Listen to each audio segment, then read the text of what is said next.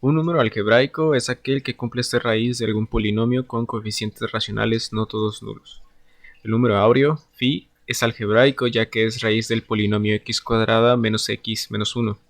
No obstante, existen números que no son algebraicos, es decir, que no son raíz de ningún polinomio con coeficientes racionales no todos nulos.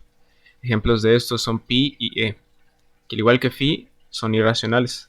Y en este video vamos a demostrar una relación de orden entre esta terna, haciendo uso de las herramientas del cálculo integral, por lo que advertimos que supondremos los conceptos y resultados pertinentes que se recomiendan revisar en la descripción del video.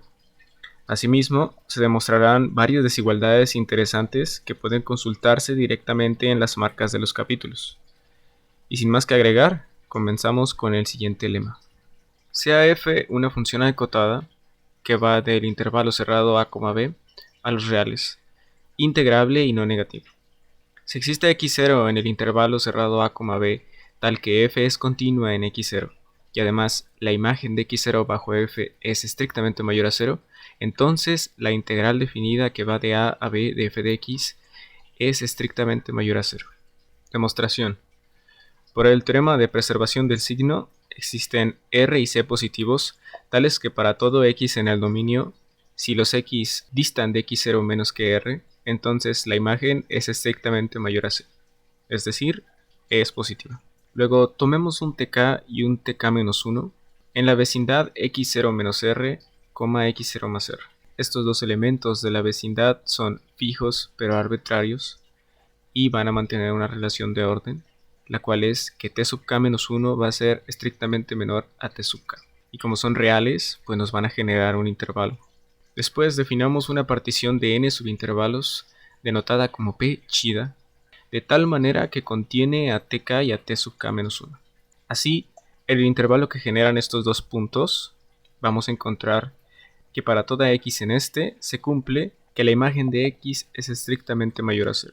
No obstante, si definimos al ínfimo de este intervalo, pues tendremos que siempre será menor o igual a la imagen. Y como el ínfimo resulta ser la máxima cota inferior, pues tendremos que en particular será mayor o igual que la cota inferior c. Y de esta manera conseguimos la siguiente cadena de desigualdades. Y tomando en cuenta de nuevo el orden de estos dos reales, pues tenemos que la longitud del intervalo que generan es estrictamente positiva. Luego podemos multiplicar de tal forma que conseguimos esto. Y considerando la suma inferior de f dada p chida, pues tenemos claramente que esta suma inferior será mayor o igual que el ínfimo de este intervalo por la longitud de él. Esto es porque por hipótesis f es no negativa, por lo que en cualquier subintervalo del dominio se tendrá que el ínfimo siempre será mayor o igual a 0. Es decir, esto de aquí es un sumando de la suma inferior, y todos los sumandos de la suma son no negativos. Entonces es clara la desigualdad. Utilizando la transitividad de estas desigualdades, pues obtenemos que esta suma inferior es estrictamente mayor a 0. Luego, al ser f integrable, pues existe su integral definida. Y en particular, esta integral resulta ser el supremo del conjunto de todas las sumas inferiores, con p una partición arbitraria en el espacio de las particiones del dominio. Entonces, en particular, para la partición p chida, pues se cumplirá justo la desigualdad del supremo, y así podemos concluir que la integral definida es estrictamente mayor a 0. Bien, ahora pasamos al teorema que nos declara la relación de orden entre nuestros irracionales súper famosos.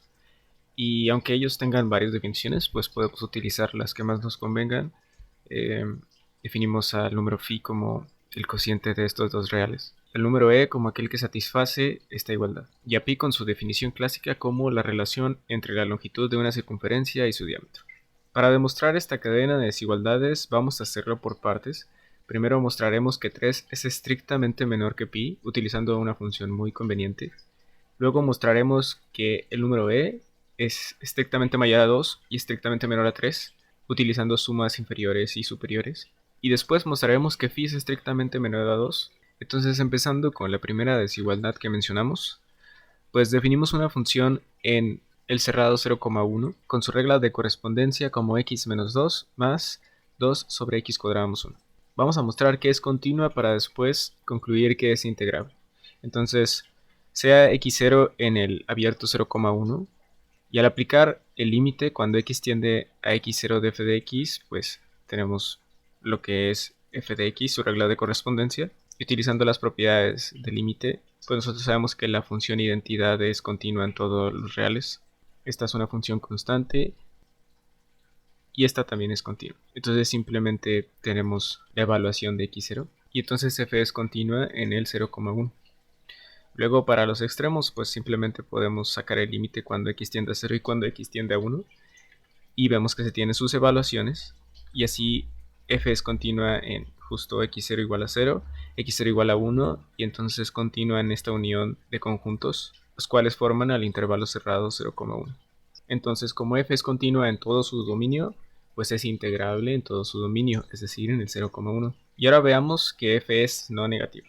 Utilizando la regla de correspondencia de f, multiplicamos cada uno de los términos por uno conveniente para poder obtener un denominador común.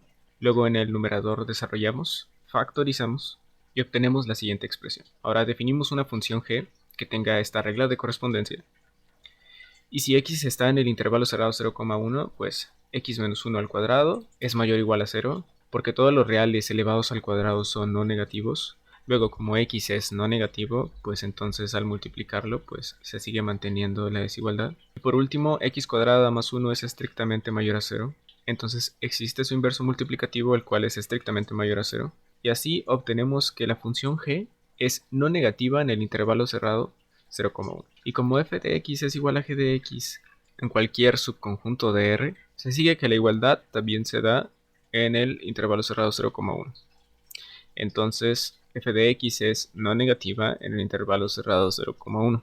Ahora, como f es continua en todo su dominio, en particular es continua en x0 igual a 1 medio. Luego, f de 1 medio es igual a 1 décimo, el cual es estrictamente mayor a 0. Y por el lema anterior, ya que tenemos que f es no negativa, que es continua en al menos un punto y que la imagen de ese punto es estrictamente mayor a 0, pues tenemos que la integral de 0 a 1 de f de x va a ser estrictamente mayor a 0. Ahora, calculando la integral, tenemos lo siguiente. No obstante, notemos que esto de aquí es igual a esto, y como 1 es distinto de 0, pues tenemos que la primitiva de esto es arco tangente de x. Entonces, al integrar, ya sea utilizando fórmulas o el teorema fundamental del cálculo, pues obtenemos que esta integral es igual a menos 3 medios más pi medios. Este valor es estrictamente mayor a 0, entonces sumando un 3 medios a ambos lados vamos a obtener esto, y multiplicando por 2 en ambos lados obtendremos que 3 es estrictamente menor a pi. Ahora probemos que es estrictamente menor a 3. Definamos la función h en el intervalo cerrado 1,3 con su regla de correspondencia como h de x igual a 1 entre x. Ahora consideremos una partición homogénea, anotada como p sub 7, de 7 subintervalos tal que t0 es igual a 1, y para toda i entre 1 y 7 se tiene que ti es igual a 1 más 2 por i sobre 7. Entonces tenemos la partición p sub 7 de esta manera, y notemos que h es estrictamente decreciente en su dominio, por lo que en particular, definiendo el ínfimo de cada intervalo t sub i menos 1, ti, pues tendremos que m sub i, que es el ínfimo, será igual a h de ti, que es igual a 1 sobre ti. Ahora, la longitud del intervalo, como es una partición homogénea, pues será constante. En este caso, la distancia es 2 séptimos. Así, si consideramos la suma inferior de h dada p sub 7, pues podemos sustituir lo que es la longitud del intervalo, lo podemos sacar de la suma, después podemos sumar todos los ínfimos y tendremos justamente esto de aquí. Al hacer la multiplicación de las fracciones tenemos este racional de aquí, el cual es igual a este, que es lo mismo que 1 más este racional. Luego, como h es continua en el intervalo cerrado 1,3, pues se sigue que es integrable en este intervalo. Y entonces existe la integral, pero esta integral es logaritmo de 3, porque la función logarítmica se define como una función integral. Y como en particular esta integral es igual al supremo del conjunto de las sumas inferiores de la función h, pues se logra la desigualdad del supremo, esto es igual al logaritmo de 3, y esta suma inferior pues es igual a este número. Ahora, como este número es positivo, la suma inferior es estrictamente mayor a 1, entonces logaritmo de 3 es estrictamente mayor a 1, utilizando la transitividad de las desigualdades, y recordando que la función exponencial es estrictamente creciente en todos los reales, y además es la inversa de la función logaritmo. vemos que se tiene la desigualdad, luego aplicamos la función exponencial y entonces tenemos que es estrictamente menor a 3. De esta forma ya podemos enganchar nuestra primera desigualdad, la cual es que e es estrictamente menor a pi. Ahora veamos que 2 es estrictamente menor a e.